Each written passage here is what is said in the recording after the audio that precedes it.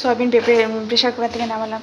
এবার আমি সয়াবিনগুলোকে এই যে ডিশটার পেছনটা দিয়ে সুন্দর করে করে জলটা ছেঁকে নেবো, তাহলে হাতে গরমও লাগলে না, তাড়াতাড়ি সয়াবিনটা কুকিং করতে পারবো, আর হাতে জল চিপতে গিয়ে গরমও লাগলো না, এটাই হচ্ছে ভালো জিনিস। আর আমি লঙ্কা গুঁড়ো কমই দেবো, আমি মেনলি টমেটো দিয়ে কালারটা আনবো, লাল টুকটুকে কালার হবে, কিন্তু লঙ্কা গুঁড়ো একদম কম।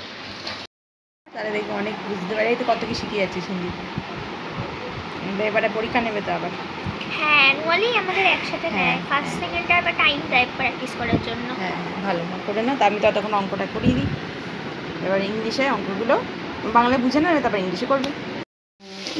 সয়াবিন দিয়ে পেঁপে দিয়ে রসুন আদা পেঁয়াজ সব কিছু মানে পেস্ট করে সুন্দর করে কষানো হচ্ছে। এবার একটু জলটা দিয়ে দেবো, আর গরম মশলা বাটা রেখেছি একটু দিয়ে দেবো লাস্টে, ব্যাস ভীষণ টেস্টি একটা সুন্দর সুস্বাদু পদ হয়ে যাবে পেঁপে সয়াবিনের তরকারি। পাপায়া সয়াবিন তরকারি রেডি, এটাও রেডি। এটা হচ্ছে গরম মশলা ছাড়া, আর একটা হচ্ছে গরম মশলা সমেত, গরম মশলা বাটা একদম খায় না।